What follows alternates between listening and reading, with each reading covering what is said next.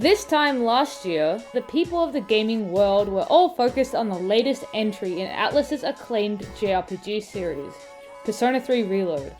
This game graced the globe with critical acclaim and gave players a definitive way to experience the story of Persona 3.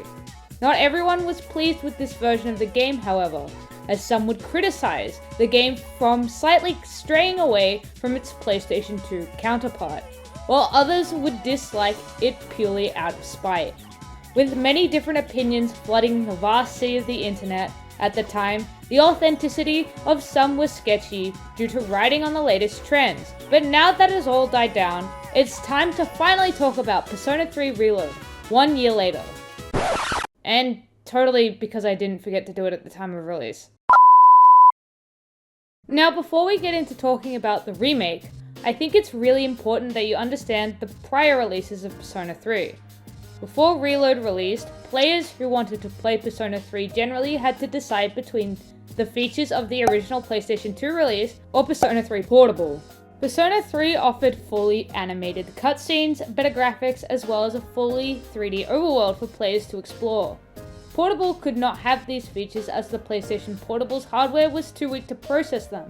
However, this version did allow players to control their allies in combat, which the original did not. Due to the time that one would spend in combat while playing the title, this decision was not ever an easy one to make for some. For me, I would always play Portable, as being able to control my allies in fights would lower the possibility of losing in combat, which was very punishing in those games. Having to make this choice between the two also lowered my overall enjoyment of Persona 3, as the story was not enough to carry the title through these flaws. I still liked Persona 3 despite this, however, though I didn't particularly enjoy actually playing the title. Because this review is spoiler free, I can't really say much about the plot of Persona 3 Reload. What I can say, however, is that it has been faithfully adapted from its original source. The story in the original is what I feel carries the title through its aged gameplay mechanics, so being able to experience it in an updated game is nothing but amazing. They also enhanced storytelling in this title by expanding on already existing elements, which does not disappoint.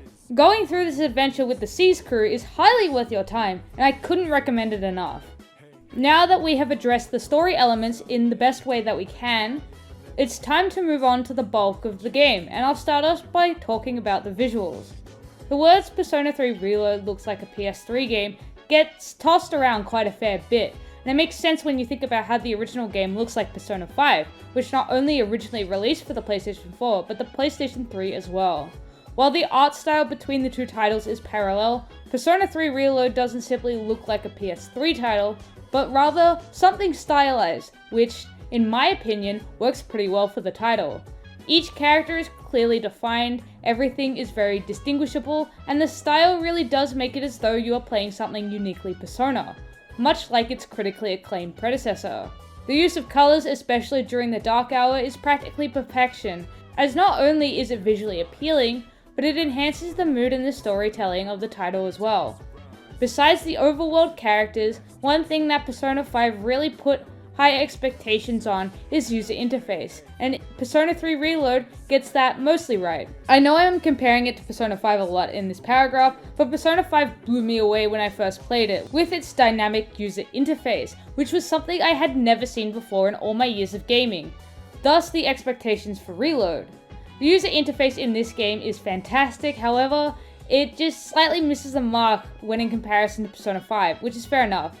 It really must be very time-consuming to create something as complex as that. Overall, I am very satisfied with how the game visually presents itself, and Koromaru looks even better in this game, which is the really important part. Speaking of importance, the next segment to talk about is Tartarus. I'm including Tartarus as a whole thing, as this element of the original really made me dislike Persona 3 more than I should have. In Persona 3, Tartarus is a mindless, desolate, and monotonous section of the game, which is where you spend a vast majority of your time. During this section, your goal is practically to climb up floors and defeat enemies as you go. But, as you guessed it, it's far from pleasant, especially in a modern setting. Unless you're experienced with the title, you'll probably end up dying and repeating floors. all the time as well, which was more than enough of a reason for me to basically drop the title at the time. Prior to Reload, all I wanted for Persona 3 was practically the same game, but with quality of life improvements, so I could fully immerse myself into the entirety of the title. So when I initially heard about Persona 3 Reload, I got pretty enthusiastic about that dream finally coming true. And when I got my hands on the game, that dream was fulfilled. While Reload certainly didn't make Tartarus the best gameplay experience I have ever ventured on in my life, it certainly made this section of the game far better by not only updating the visuals, but also by adding more variety to the areas, as well as being able to now break objects to obtain loot, something that you could not do in the original. Another mechanic they added was the ability to dash through floors, which allows you to either rush through floors you already have visited or avoid an enemy that may be too strong for you, along with also the addition of secret rooms that I won't elaborate too much on because I do not want to spoil them. But they do certainly enhance the gameplay aspect of this dungeon. Reload fixes many of the complaints that I had with the original title, and while not absolutely perfect, the game now balances between storytelling and dungeon crawling more effectively than the original to create a positive gameplay experience for the player. Another aspect of Persona 3 Reload to address is the game's combat. Now, with most turn-based JRPGs, the combat system can either be one of three things: fantastic, alright, or just downright terrible. Of course, there are fluctuations on that scale, but the main thing here is the weight that those words carry, so when I say the combat is alright, you can really feel what I mean. There isn't much to really pick apart about Reload's combat system. It's pretty standard for a JRPG and just spices it up slightly by adding a couple of new mechanics that the original didn't possess, which I will not elaborate on because, well, don't make me point to the title of the video again. There really is no need to reinvent the wheel for this portion of the game, but I will say they did remove a mechanic from the original, which no other Persona, or in fact any other JRPG I have ever played has, the tiredness mechanic. In the original, when you went through Tartarus, then went through multiple combat sessions, you and your allies would grow tired, meaning you couldn't really go into the dungeon on multiple days, which was very frustrating. I am really thankful that they didn't put this back into the game, as the removal just makes the whole process a lot smoother to play through. The combat system in this game has been touched up slightly from the original, and adds a couple of new features, but it's nothing too exciting, nor does it stand out from others in its genre. With that aspect of the game being covered, we'll now go ahead and take a look at the daily life portion of the title. This is the section of the game where you are able to be a high school student and do, you know, high school student things. At first this doesn't sound engaging, but believe me, this is what separates Persona from other JRPGs and made the franchise so beloved by many people worldwide.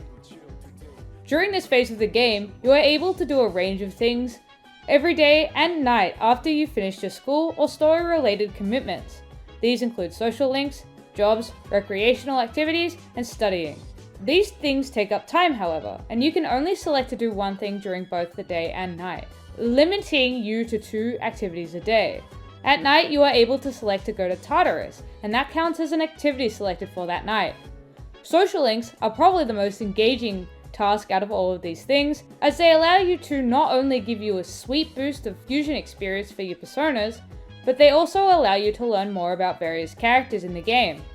The way these are written and presented almost make you feel as though you are actually interacting with these people, which is what makes these events so memorable. There are characters that can fit a multitude of different personality types as well, making it as though there is a friend waiting to be made for everybody in Persona 3 Reload. These events make pacing between combat and story in Persona 3 just fantastic, as you aren't constantly bombarded with long drawn-out sections that make the game feel too sluggish, as you can control how much of something you do between each day. Reload's graphic enhancement make this section even better than it was in the original release, as now players can experience this in a more dynamic environment. The overworld of the game brings more context into the world of Persona 3 and allows players to not only play the game at the speed they would like to, but it also allows them to connect with the world as well as the characters in it, much deeper than just a surface level. The last thing to address about Reload is the sound design. Before we talk about the soundtrack, I'll be brief about the other aspect, because it's great, works well, and there isn't really anything I can criticize about it. Now, each modern Persona game has a different musical style that defines the soundtrack. Persona 3 Reload utilizes elements of J-pop, R&B, hip-hop, and rap rock. These genres are utilized in the original release to create an iconic soundtrack that was not only catchy, but evoked the right emotions at the right time. Reload decided not to just rip the music from this, but rather create its own soundtrack to differentiate it from the original release. This can be a massive risk with such a beloved soundtrack, but I personally believe that they did a great job with it, all things considered. I do not like some of the tracks in this title as much as their original counterparts, but I do really enjoy some of the new songs, but I feel as though that is more personal preference rather than bad composition. For the most part, the audio design for the soundtrack is fantastic, and if you haven't heard it before, you're in for a treat. With all of those points taken into consideration, if I had to give Reload a numbered score, I would give it an 8 out of 10. The game isn't without its flaws, but it's a great experience overall, and if you're sitting on the fence about picking this game up, I would definitely grab it, because you're probably not going to regret going on a journey with C's. It's nice to be able to reflect on this title a year later without all of the initial release noise floating around everywhere, because that stuff can really just sink into your head sometimes, and make you forget about how you really feel about something. Thanks everybody for watching this spoiler-free review. My name is Res Unleashed, the resident who had to rewrite one paragraph in this 4 times, which took a whole day, but persevered to unleash it out into the world, and I'll catch you all next time.